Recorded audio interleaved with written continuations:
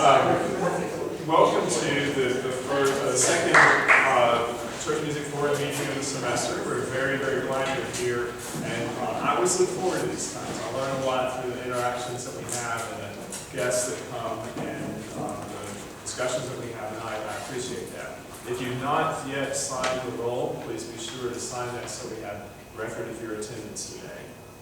Today we're proud to introduce Mr. Dennis Worley as the first of this year's Hearn Innovators.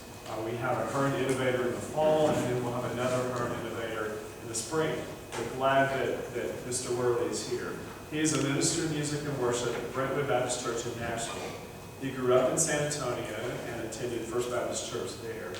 He graduated from Baylor University with a music degree in 1976. And in Waco, he served at First Baptist Church as a college minister, and then as minister of music at First Baptist Woodway. And incidentally, his mother lives in San Marcos, so those of you who've been to choir will interact with his mother in a few weeks when we are in San Marcos. And she's 90, I believe you said, right? You know. After moving to Nashville in 1980, Mr. Worley worked for Word Music, CBS Songs, and Star Song Records. During his tenure, he developed and produced many church music print products, including being co-producer of GMA Dove Award Musical of the Year, The Big Picture by Michael W. Smith and Andy Stanley, executive producer of MGA Dove Award Musical Collection of the Year, the Michael W. Smith Collection, and also Another Time, Another Place by Gary Driscoll, recorded by Sandy and Wayne Watson. And I have a Gary Driscoll connection because I was in the church in Missouri as minister of music where Gary's parents were. And where Gary was the minister of music who came after me when he came back to the Kansas City area. For the past 21 years, Mr. Worley has served as music and worship minister at Brentwood Baptist Church in Nashville. He is married to singer-songwriter Carl Worley, who happens to be with us today. So who's also Baylor. So we claim both of you. Welcome you to Baylor. Dennis, what a pleasure to have you here. Thank you for coming.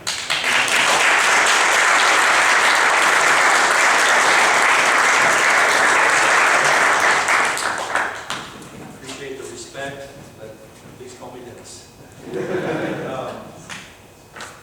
It's just great to be back. I've seen some of you already today in a couple of classes, and maybe I'll see the rest of you tomorrow or Wednesday.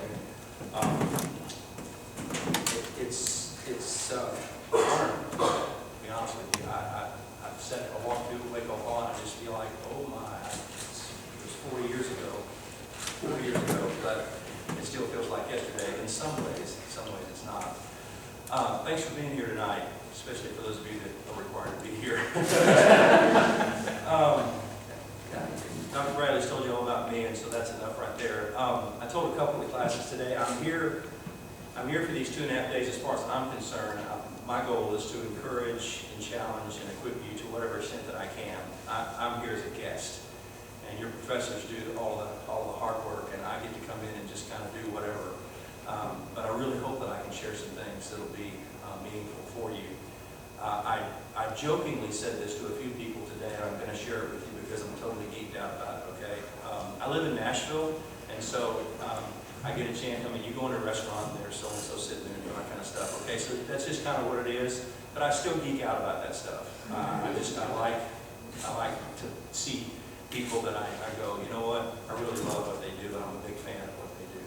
So my college roommate at Baylor, a guy named Chris Worley, his wife Susan. You guys know Chris? Okay, it's dangerous right here. So Chris and I make a lot of frothing going on. And so I told Chris, I said, look, I'm coming to Baylor to teach, okay, for this Hearn thing. But there's really 2 reasons I'm coming to Baylor. Number 1, I want to see this new stadium because I haven't seen it. And number 2, Chris, because you've been mentoring the quarterback of the Baylor Bears, Bryce Petty, for the past 3 years, I want to meet Bryce Petty. So guys, last night I got to meet Bryce Petty. So I just have to tell you that, and I'm done with that now. I won't talk anymore about it.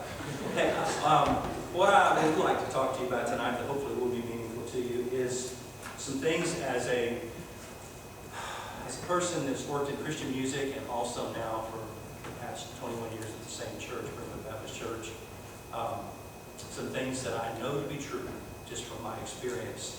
And it started with my education here. Well, I actually started growing up First Baptist Church, San Antonio, Texas, in education here. All of it's a journey that's led me here. And I just want to share out of that experience with you all tonight. And hope you can grab on something. So here they are, and you don't have to write this down. I'm just going to go fly through it. 9 things. Just chose a random number. 9 things that I know to be true about church music ministry in the local church. First and foremost, serving the local church is a God-given calling, responsibility, and privilege. Somewhere along the line, I hope and pray that God called you into what you're pursuing right here. Because if He did, you're going to rely on that in the times that you get disappointed and discouraged. You'll go back to that calling and be very important for you. It's a great responsibility and it's a great privilege. And I pray you'll never forget that. It's probably the most important thing I can tell you tonight. I started with it. The second thing is the local church music ministry is all about relationships. So while you're here at Baylor, treat everyone fairly, treat everybody the same. I saw a bunch of guys hugging down here and stuff. So you obviously like each other, or else I don't know, something else. So be loyal to your friends. Serve one another. Because there's a strong possibility that 20 years from now, you'll still be working with some of your classmates. Keep that in mind as you work together at Baylor. I know that to be true because some of my Baylor classmates, well, when I moved to Nashville, they became my competitors in music publishing. So that was always fun, because we were friends and competitors. Some of them I began to work with as songwriters and arrangers. We got to make great music and create great products together. And I never really dreamed that would be the case when I was here at Baylor. And what's interesting about being classmates and competitors, songwriters, arrangers, and working with colleagues, now for some of them, I'm their worship pastor. So it's just evolved. And so the relationships you're establishing here, you never know, 20 years from now or longer. Number 3, if you are the best singer and player at Baylor, I have some unfortunate news for you. That's about to come to a grinding halt because the world is full of better musicians than you. And so let me encourage you to embrace that truth. Don't run from it. Don't be afraid of it, and don't deny it. Embrace it. Become their friend. Actually, become their best friend, because they'll make you a better musician. I know that to be true, personally. They will make you a better leader if you let them. Being in Nashville, Tennessee, and being at a pretty good-sized church where I serve, I'm probably about number 15 on the talent list in my church. But yet, God called me to lead that church and to steward that talent. I'll talk more about that in a minute. But at first, that was a little bit intimidating. But then I realized these people here love Jesus and they want to serve Jesus just like I do. So it's my responsibility to really embrace that and learn from them. And oh my, the things I've learned from these people. So always have that opportunity. You'll learn something from every person. Sorry, skip down here. That's it. Number 4, regardless of your level of talent, allow the Baylor experience to make you better. So 102 or 103 this afternoon at the coffee place, I shared some of my shenanigans at Baylor. I won't do that in this room here, but I had these guys laughing that I actually did some of the things that I did when I was at Baylor, and I'm ashamed of it, so I won't say it here. But the Baylor experience to make you better. There's a funny story that we're reminded of. Right after Giancarlo Guerrero, if you don't know that name, he's a graduate of Baylor. He studied percussion here at Baylor. He's now the maestro, the Nashville Symphony conductor. And so a few years ago when he came, they had his first big performance conducting, and they had kind of a Baylor thing. And he shared this story, and I'm going to mess it up, so I'm going to allow him to practice that. But he came to Baylor from Argentina or somewhere else, up there. And so he came here, and Dr. Van Landingham, some of you around remember him, he told him, again, allow the Baylor experience to, to help you. He told Giancarlo, he said, I need to be in the Golden Wave Band. Giancarlo said, okay. So he said, strap that bass drum on and go out there and stand on the 40-yard line. He's from Argentina. They don't have football down there. He goes, what's the 40-yard line? He has no idea what he's doing. So obviously he learned a lot more than before the 40-yard line was while he was at Baylor. And now he's doing amazing things with the Nashville Symphony. So just Allow the Baylor experience to make you better. You'll learn something from every person, every classmate, every on-campus and off-campus experience if you want to. Modest talent and hard work ultimately will beat out loads of talent and lazy overperform. I learned a lot in the classroom here at Baylor. I learned an awful lot out of the classroom at Baylor, and I encourage you to do the same thing. I've lived in Nashville for 34 years, long enough to see the talent that lasts and still contributes because those people are still learning and growing. And long enough to see the wasted talent because the people don't seem to want to learn and grow. Become your own best, worst critic. Don't settle for anything less than your best effort. I know you know those things. Just want to remind you. Number 5, ambition and humility should coexist in a healthy and balanced way. Ambition without humility produces a highly driven, overly competitive, overbearing, not very much fun to be around person. I don't know anybody like that, but unfortunately I know. Humility without ambition produces a kind-hearted, shy, sweet-spirited, sell yourself short doormat. You need both, but lean more into think of yourself less. I think you have to have some ambition to be able to, some drive, some passion, to be able to do what you do. But if you don't do it in a true spirit of humility, then you're not going to be very much fun to be around. So I encourage you to have a healthy balance of ambition and humility. Number 6, discover your spiritual gifts, passions, and strengths. Live, thrive, and serve in them. Spiritual gifts, passions, and strengths. I wish at Baylor I would have known that. I think I would have discovered more about myself and how I best lead and how I best serve had I known that. So there's a lot of ways you can do that. I'll get into that in just a second. Here's what I know to be true about myself. My spiritual gifts are leadership, pastor, shepherd, and mercy.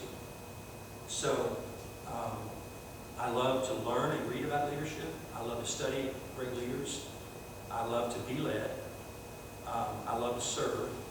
I love to pastor people, shepherd people. And I have, most of the time, a spiritual gift of mercy. Most of the time. Sometimes I lose my patience with that, but I have that.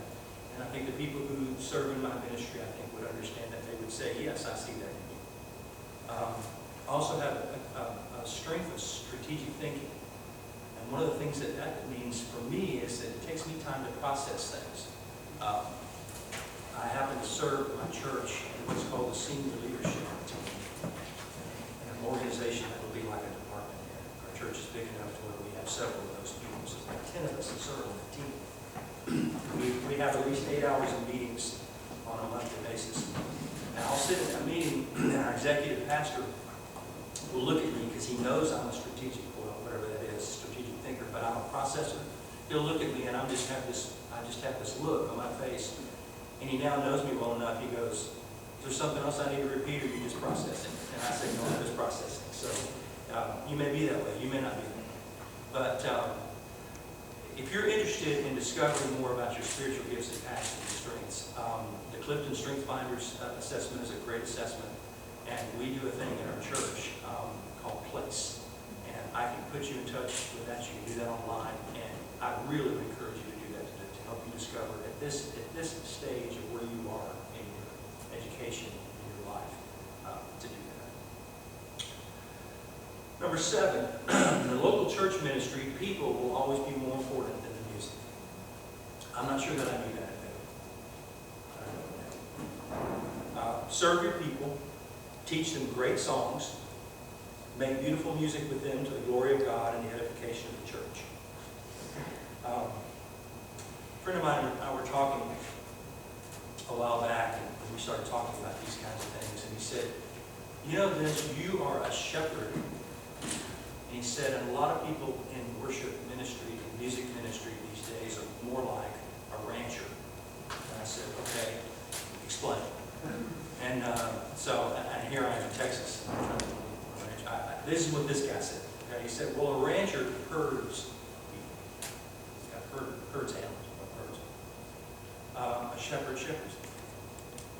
Very careful, very, very deliberate, very patient, very loving. I choose to be a shepherd, and I think that's what Jesus gave us that example of. How your people get where you want them to go is as important as them getting there. There have been times that I've led a choir or something else down a path to go somewhere, and how we got there was really kind of rough. And I learned from that to realize that the process itself of how we get there is as important as getting there. What are your people going to learn about God by what they sing and how you disciple them? Because if you're going to be in a leadership position in the local church, you will, by necessity and by call, be a discipler of those people. You may not be the only discipler of those people, but they're under your care, and you want to make sure that they're growing in their walk with the Lord. Number 8. If God leads you to serve in a worship, leadership, music minister capacity in the local church, you will need to recognize that you are a talent manager. Talent manager. Realize now and learn the importance of stewarding the talents that God has entrusted to you and placed in your care.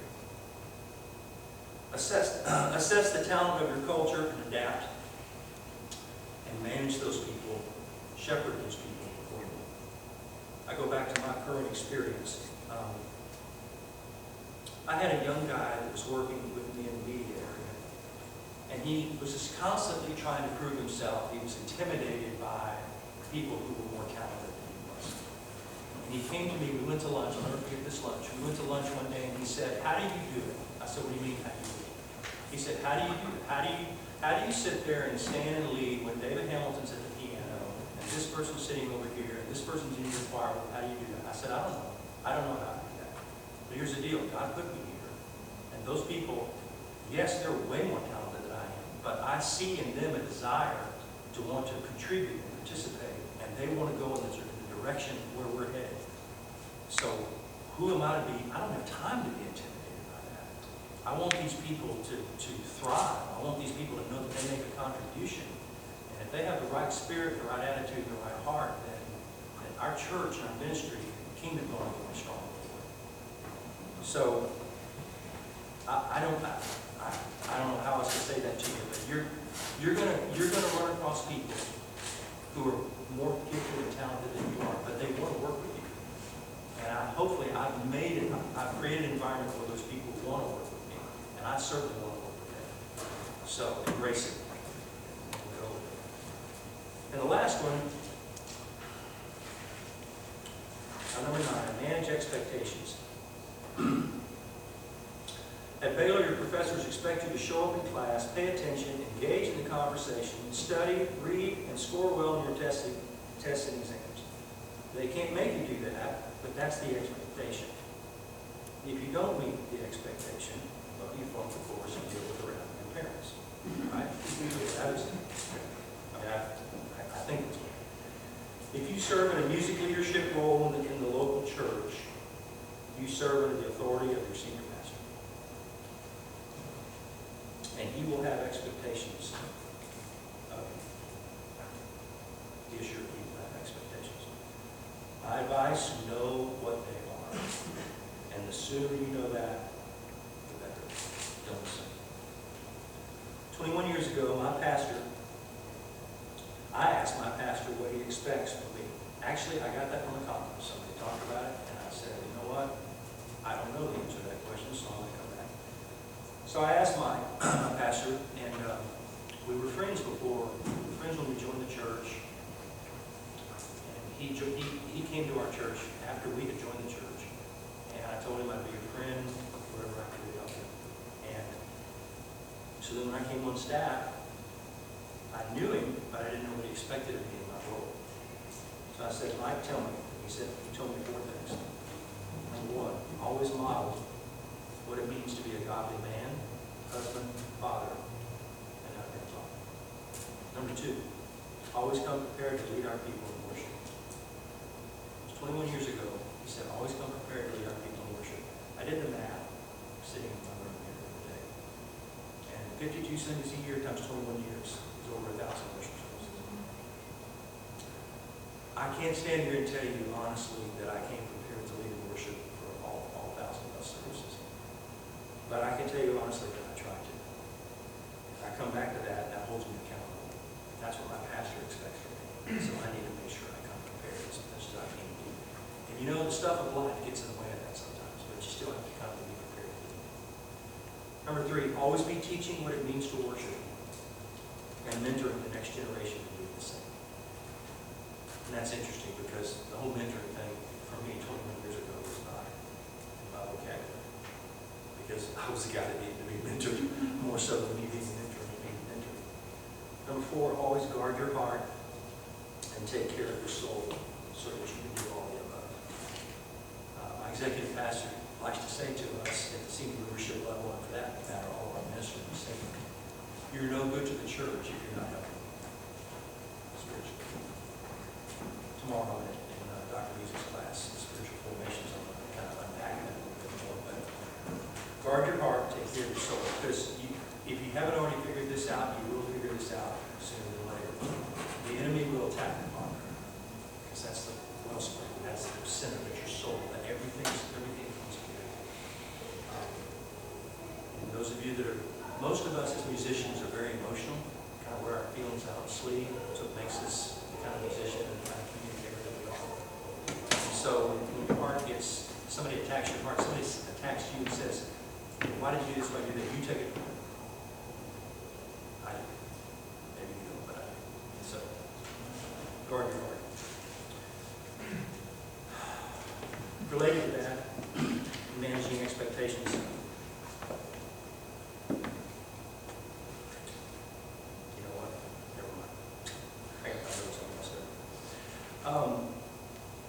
Looking back at my time at Baylor, I realized all that I didn't know and all that I couldn't know because I simply had not lived it yet.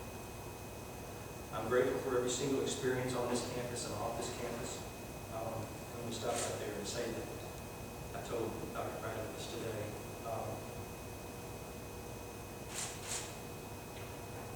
When I was on this campus, we had the privilege of getting to know some guys, some men and women that had this enormous talent. And one of those people, I'll never forget, his name was Robert Sterling, and he's done a lot of music in the church for a few years. And Robert was just starting to write and arrange. And there was a publisher that was interested in a song, but he had to get a demo of it, meaning he had to record, the choir to sing a song. So I was on staff at college at First Baptist Church of Waco, and I had a key to the auditorium. Okay? And so we set up our 2-track recorder, no digital, okay, 2-track recorder, and we set up some microphones, and we all stood around the microphone and we recorded this song. And I don't remember what it was, but I remember that was the very first song that Robert Sterling ever got published, all because a bunch of Baylor kids didn't know any better. Recorded this song in the middle of late at night at First Baptist Church downtown, and we probably had no business being in that room doing that. But those are the crazy things you do as college students. Never knowing that that's where it would lead. And so that's why I talk about the off-campus experiences in the classroom as well. I received a great education at Baylor, great training. My professors were highly qualified to teach me what I needed to learn to be better equipped to serve the local church and fulfill my call. I love singing in the Baylor chorale, which I believe now you've got so many choirs you don't have a chorale anymore. Singing the chamber singers. We go on tour with Dr. Joyce Jones. We had some amazing experiences. I love learning conducting in the Dr. Ewell Organ. I loved having to learn how to arrange and orchestrate for different instruments. I still remember the song that I was required to orchestrate with a saxophone, violin, and I don't know, 3 other weird instruments. It was pretty awful, but at least I understood what I had to do. And I learned something. I love my friends who decided that we wanted to make music outside the walls of the classrooms. And we were so young and arrogant. Again, we didn't know any better. We were passionate, we were driven, we were excited about making great music for the glory of God the best way at that time that we had. Serving in a leadership role in the church, here's what I want you to remember. We are responsible for the other 30 minutes every Sunday. Unless you're in a church where your pastor wants more time than that. Okay? In my church, my pastor now, after 21 years, he trusts me with those other 30 minutes. I have to earn that trust. What happens in those 30 minutes? But let me explain why that's important. I've been in my church for 21 years. Many of you in this room are right around that age. So let me ask you a question. If you've been, for your lifetime, if you've been in my church for as long as you've been alive, okay,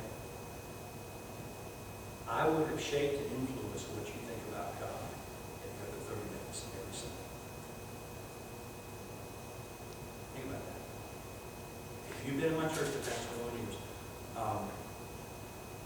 I would have been responsible for shaping and influencing what you know about God. Pastor would, I would. But I'm going to say something. I don't mean to make you pastors mad.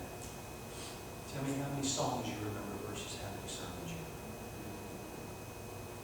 So there's an enormous amount of responsibility that God has given to us. And what you're learning right now is in the classroom at Baylor University will help shape how you handle those things. You love me, I'd like to pray for you, then I'll open up to questions. To where you want. Father, thank you for these men and women in this room. I thank you for Baylor University. I certainly wouldn't be standing here. Thank you for the privilege of speaking into the lives of these men and women. Thank you for the professors, Lord. Years and years of training and education, and they pour over that and rely on that, and they pour that into each and every one of these students. Father, I pray for these men and women as they sit in class, pray as they get to know one another, establish relationships, Lord, that if they're lucky and if they're blessed like I am, like Hearn is, that 40 years later you're still talking about it and you're still grateful. I pray that's what you would do in their lives while they're here on this campus. Teach them, bless them, encourage them, challenge them, equip them. And they learn from every experience and every person that they encounter. And may you use this generation, these men and women, for your glory and further your kingdom. And we ask this and pray this in your name.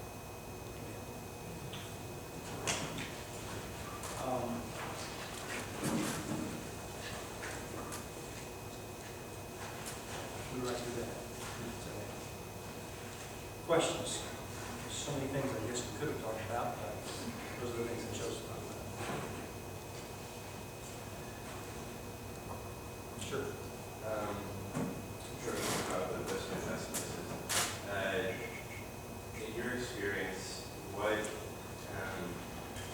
outside of music, specifically leading on Sundays, what's the best avenue or the most recurring avenue you have for the relationships with the congregation and with shepherding people?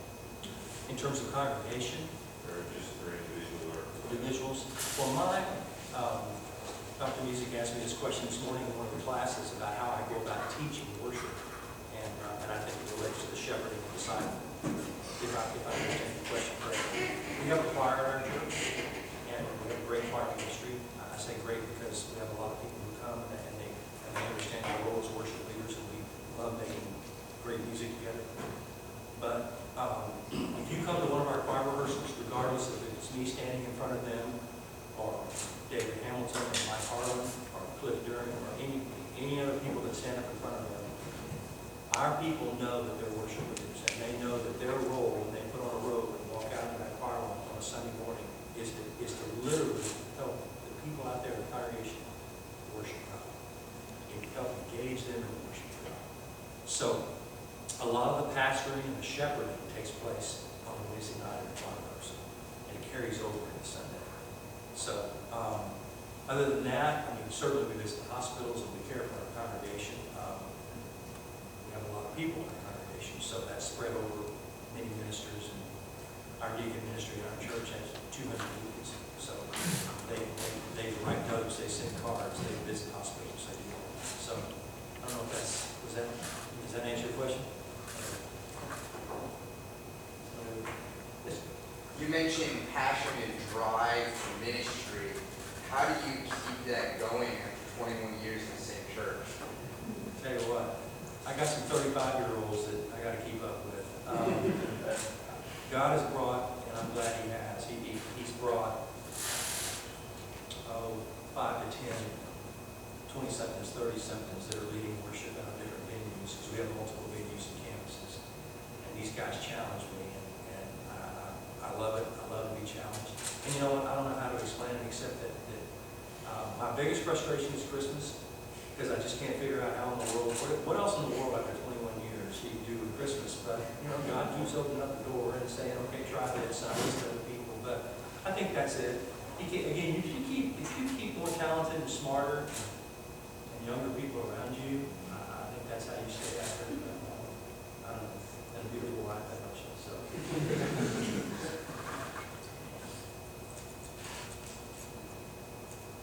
Yes. You mentioned that leadership was one of your gifts and one of your passions. What are some places that you turn to, some people you turn to help you enhance that gift and use it well? I read a lot.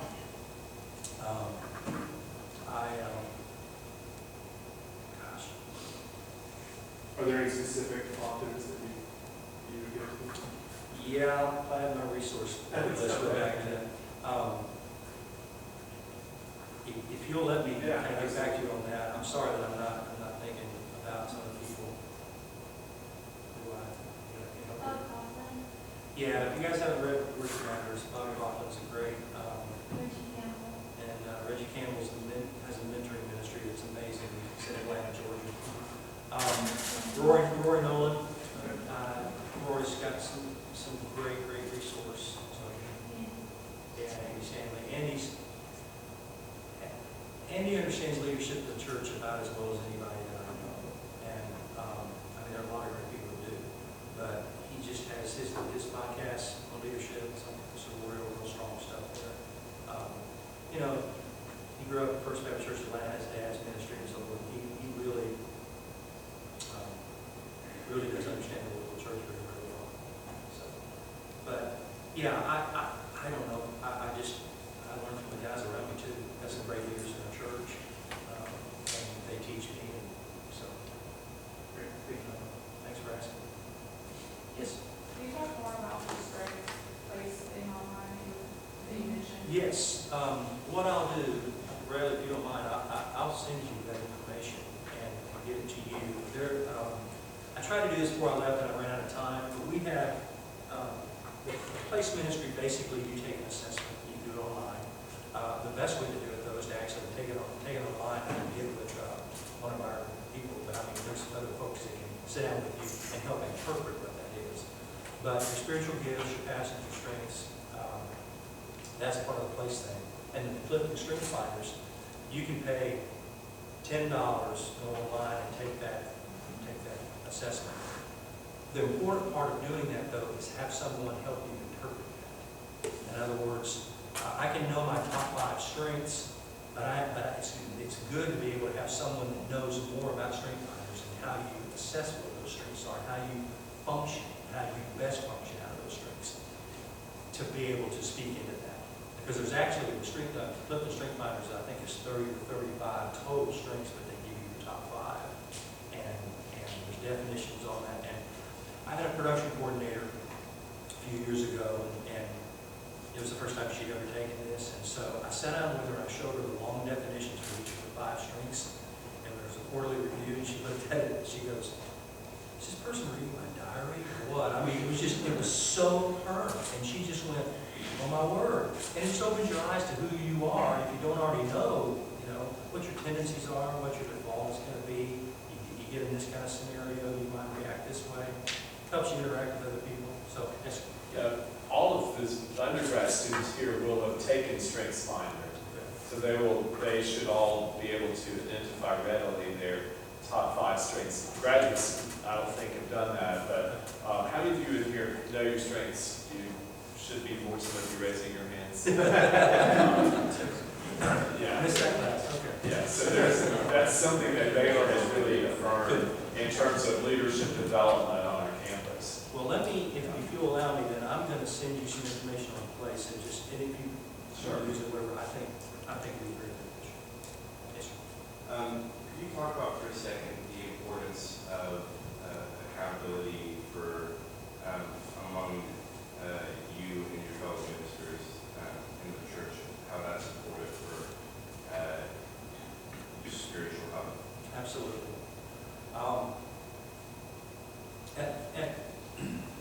I'm accountable. I have 3 men who are part of our governing body of our church. Is a group of 16 men and women who are trustees. They're called trustees. Some churches you might kind of compare that to an elder, but that's how our church functions, because we have 9,000 plus members. So you can't do a business meeting with that many people. It would not be very much fun. So we have trustees that oversee the business and spiritual management of our church. A few years ago, they established 3 trustees for our senior pastor, 3 for our executive pastor, and 3 for me, in hopes that they will continue to provide 3 per senior level ministry. So once a month, I meet with those 3 men, and before we meet, I give them a 1 sheet. Basically, here's what's going on in my life: ministry, work, everything, and I keep it to 1 sheet because they tell me to keep it to 1 sheet. It'll probably be more than that, but they don't want to see any more than that, and I have to. Like, we meet, we talk, they pray for me, they ask me questions. I give them the 2 groups, they ask me questions, and they know it's an open book. Whatever they want to know, whatever they need to know, they ask me, and I look them right in the eye and do my best to answer as honestly as I can. So, what that has done for me is to keep me on track. I can say to them, you know what, it's been a big drive. I haven't been in the Word like I'm supposed to be, and they'll say, okay, well, what do you think is going to be different this month? So I need somebody to ask me that, besides my wife, who's going to really call me. So again, I go back to what my executive pastor said. I'm of no good to my church if I'm not spiritually. So I could be the best musician at my church, but that's not going to serve my church as well as if I'm spiritually. So both. So yeah, I encourage you to have that, whether that's at that level or it's just 3 guys around you that you have given them permission to speak and ask you hard questions. So, very important. How do you manage some wisdom relating balance, family, personal interest, the expectations in your ministry? And along those lines too, what do you do? What are your resources? You really have, as everybody will have, issues, family, spouse, just life and all. And where do you go? Where do you turn? Can you get some insights to that? Great questions. Number 1, take your day off. You're going to get a day off, wherever you serve. Take a day off. Early in my ministry, our day off is Friday, so that we get a Friday and a Saturday. Early in my ministry, I didn't take a Friday. Or I just thought, I'm sorry, I got to work, because I was a young student. So take your day off, that's number 1. There's a book by Kevin DeYoung called Crazy Busy. If you haven't read it, I encourage you to get it. It's a little bit short, you can read it in one night or 2 nights, depending on how busy you are. It's a really, really good book. I've never heard anybody tell me, I've never read anywhere that multitasking is impossible. People who can type on their phone and talk on the phone and drive and have a conversation with somebody else at the same time, you're not, that's not getting you anywhere. Okay? There's no such thing as multitasking. Anyway, don't even get off on all that. But it's a really, really, really good book like that. You've got to create Sabbath. Sabbath is not going to happen naturally. You've got to create it. And what that means to me is I've got to find even moments in my day, if I have to pull away, walk away from my desk, leave my phone at my desk, walk away, go someplace else in the building. We have a beautiful chapel on our campus. I'm sitting there. I may tell somebody where I went, I may not, depending on how crazy it is. But you've got to disconnect. Jesus set the example for it. Pull away, disciples couldn't even find it. So we've got to do the same thing. Jesus did it. Why do they think we're not supposed to do it? So I say it like it's easy. No, it's been very, very difficult. It's a challenge. But some of the things, I read a lot about the Sabbath, and so I go, okay, if I'm going to read about it, I need to practice it. So you've got to practice it. Same thing like you do anything else. Put it on your calendar if you have to. You can't get away there. I think managing family, for a lot of my ministry, my wife took care of our 3 boys. Our 3 boys are 30, 25, and 21 now. 22 next week. Think about it, if I've been in this church 21 years, for probably the first 15 years, she carried a load of that. She got to church every Sunday by herself because I was going there. So you and your spouse have to figure that out. I'm watching some of these younger guys figure that out. And some of them do it differently than we do. And that's cool. Whatever works for their family. Unless I see something that's really out of whack or out of balance, I don't call on it. But if it's functioning, they seem healthy, and the relationship seems healthy, and they're still contributing to the church, and all that operating the way it's supposed to function, then it's good, it's fine. I think you just have to figure that out. But we have an executive pastor of a church of over 9,000 people, and he's 35 years old with 3 kids. And the other day, we were in the middle of a 2015 budget meeting. That's a pretty important meeting. Okay? And he leaned over to me and he says, at 2:15, I'm going to walk out of here for 10 minutes. I hope that's okay, because I need to go down and see my kids, because I'm not going to be able to get home until later. And I said, now that's a priority right there. Got up from a budget meeting, pretty important budget meeting, walked out the door for 10 minutes, and it's actually gone 15, and came back in and apologized. I said, don't apologize for that, that's what you're supposed to be doing. So you have to figure these things out, but you've got to protect your Sabbath. You've got to protect your family. My pastor, from the day I met him, he could be in the most important meeting anywhere in the world, whatever what's going on. And if his wife calls or his twin sons will call, he'd take the call, he'd dismiss himself, he'd take the call, and come back. So he modeled what we were supposed to live and be. Notice what the first thing he expected from me was to model being husband and father. First and foremost. Yes.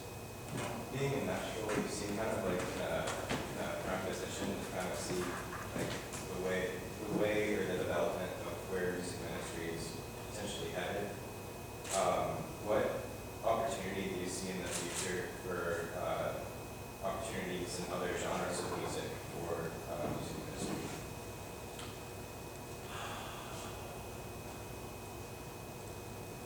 Give me an example, John. Country western, Okay? jazz. Yeah. I believe strongly that if you are a follower of Christ and you're gifted in a particular art form, use that gift. And you may not be able to use that gift directly in the local church, but you're still using it for the kingdom. Our son is a filmmaker, and he uses his gift in the church sometimes, but the majority of his gift is manifested outside, and literally on the second floor. And more living in Nashville,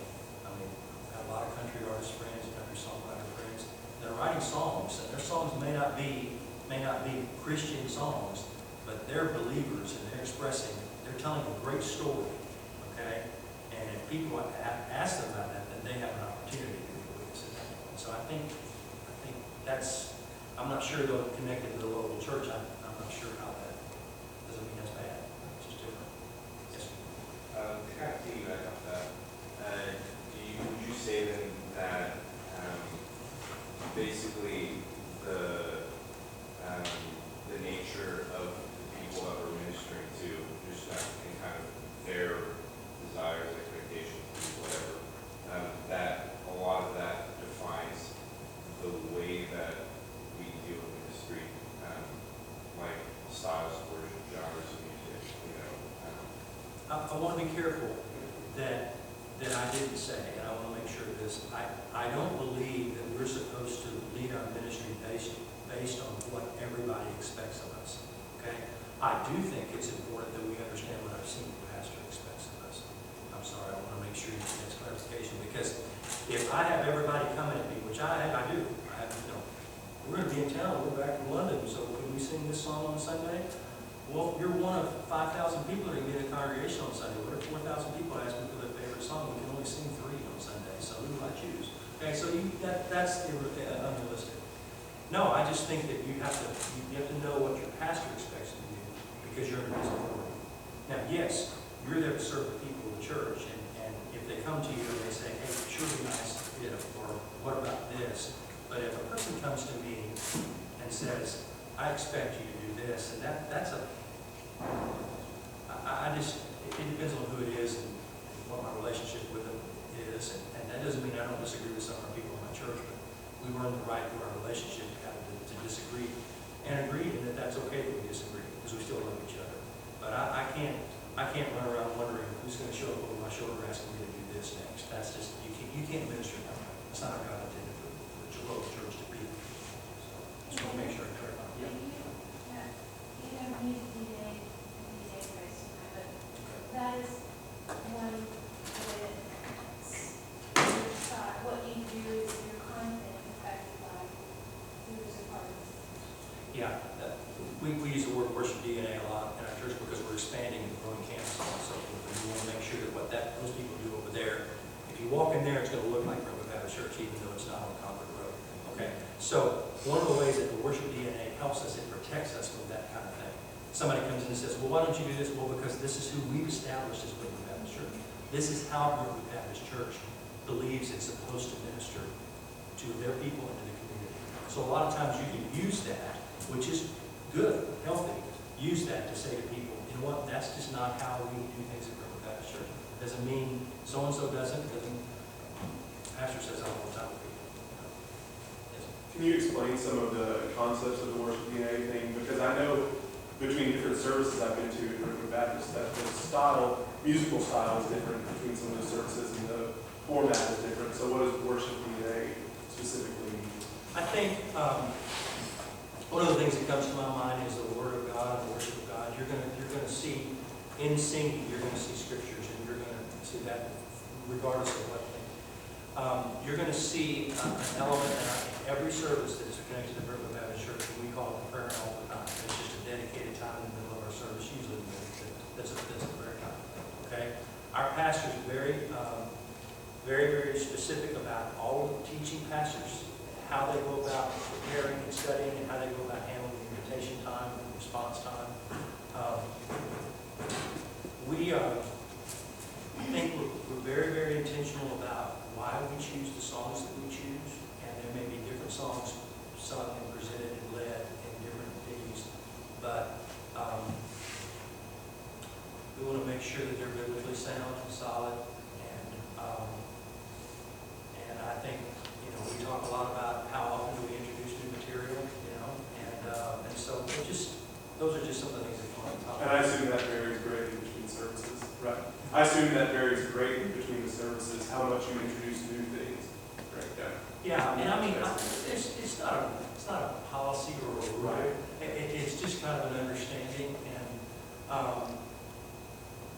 But a lot of times that's about culture too, because we're realizing that the culture of our campus 30 minutes south of us and the culture of our campus 30 minutes north of us are very, very different cultures.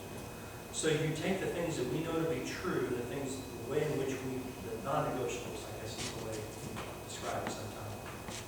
It may be adjusted, it may be adapted somewhat year to year.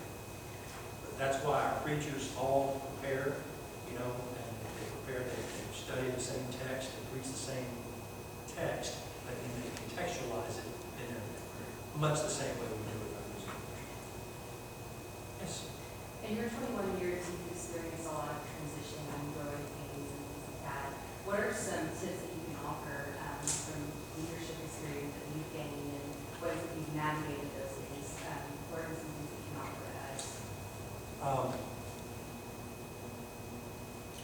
Knowing that change is going to happen, it's going to occur. Be real patient with that. And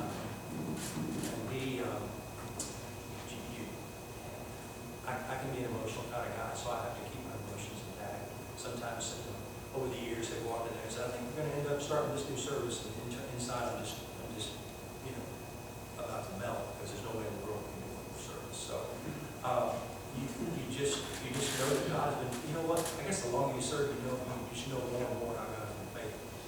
So you go, okay, Lord, if this is indeed what we're supposed to do, then I'm trusting that you're going to provide the people, the resource, and the time to be able to do it. And you know what? Sometimes we've gone down a path. We've spent a year exploring the campus and it didn't happen. So you can't get too worked up about it too soon. You can't overreact to things. At least those are, and that's me, because I do both of those things. I default motives to do both of those things. So I've just had to learn to be patient, wait, and wonder, okay, God, are we really going to do this, or are we not going to do this? Yes. Also kind of going off of that, as we disagree on things, all we have different opinions. And so how do you, what do you think is the best way to really understand the role of the music minister in the church with, the expectations of the senior pastor when you guys come to a disagreement about something? Well, when my pastor and I disagreed on something, we've done it privately. Mike and I very much believe that the church is more important than either of the two of us. The health of the church, the unity of the church is more important than either of the two of us. And Mike's a pretty strong guy. He's going to get his way more often than not. Okay? And I love him. And he's a phenomenal communicator and a great man. So when we disagreed, we've done it privately, and I've walked away and said, okay, I'm not buying this, but I'm going to do it because my pastor's asked me to. And he asked me how you last 21 years. That's part of it. Because, and you know what? I mean, I wrote an article about this because, short of something immoral, unethical, he's the man in charge. God put it there. I can't challenge that. That's like me challenging God. So if he wants me to do something, and it's just not the way I do it, or whatnot, I wouldn't do it quite that way, then I'll do it after. I really I kind of put back on my executive pastor. He asked me to do something one time, and I actually did seek some counsel of people that I knew I could trust that would not betray the authority of my executive pastor's over. And I said, this is what I think I need to do. I need to know if this is out of line or not. And they said, no, I think you need to ask that question. You need to go in there and say, you know what, I don't think you can do that. I went in there as respectful as I could, and I said that. My executive pastor looked me in the eye and says, you're exactly right. That was unreasonable for me to expect that from you. And now tell us, how do we get there without going the way that I asked you to? Now, that's just one of those ways. Conflict is going to happen in ministry, local church ministry. How you resolve is most important than necessarily you getting in the way. Necessarily, the unity of the church, the respect of the authority, and when you disagree, right. Those are just things that I've learned in 21 years that have helped me, that it's protected me, it's kept me from getting myself into trouble, not a problem, good now. So. quiz. I have two questions and they're different. So, first one, I'm just curious. Do you plan with the other guys to lead the other services, or do you kind of let them do their own thing? Our planning is a collaborative process. It's not necessarily with all the other campuses, but within our office, collaborate on things. Because we have so many different people leading, and our rule of thumb is whoever's leading plans, just because it's easier that way. And so, that's just the approach we take. It's a collaborative. How about on board? The board, oh yeah, we got a planning board. We'll give with 5 different venues that we manage. We have a planning board, so it's just a visual thing, a real visual. It's right outside my office in the hallway of the music suite. And so we've got probably 9 weeks listed across all the dates across Stockton. And here's our venues right here, and then we list. We have to keep up with whether there's a Lord's Supper that day, whether the children's choir is going to sing, the senior adult choir is going to sing, on those days, who's preaching, and it's a mess. I mean, it's just like your eyes glaze over. But we can't keep it together unless we have it. And honestly, I started that board when we didn't have all that. It just helped me be visual and see. One of the classes I talked about documenting, when you use one song and everything, because here's what happens. If you don't document, you'll forget. You'll forget about a song and you'll go, we haven't sung that song since, we've sung it one time this year. I'm sorry, Holy, Holy, Holy needs to be sung more than one time a year. Things like that. You just get so busy doing, there's so many songs. And then I told you there today, or we'll sing 10,000 Reasons and you realize, I think we've sung that enough for now. Let's go down to song. My son's serving as a missionary in South Africa in the church he goes to. He said, Dad, I really used to like that song. Because they just sing it over and over and over and over. That's how we do it. Okay. Second thing was, how do the people in the ministry, the volunteers and whoever, how do they maintain balance? We talked about your balance, so I guess choir members do the weekly grind and everything. So how do they stay healthy also? We encourage that. We've actually studied books together, devotional books like that speak on that very thing. Because we know our choir members, we know this. Our choir rehearsal starts at 6 o'clock. People can get to downtown Nashville about our location at 6 o'clock. We end start at 6. And so we respect their time. We start on time. We end on time. And we really do try to model what we're asking them to do ourselves. But we've studied books together that talk about Sabbath. So we're trying to ingrain that in them as much as we're trying to ingrain it in ourselves. Our pastor preaches on those kinds of ways. Really tools in that way.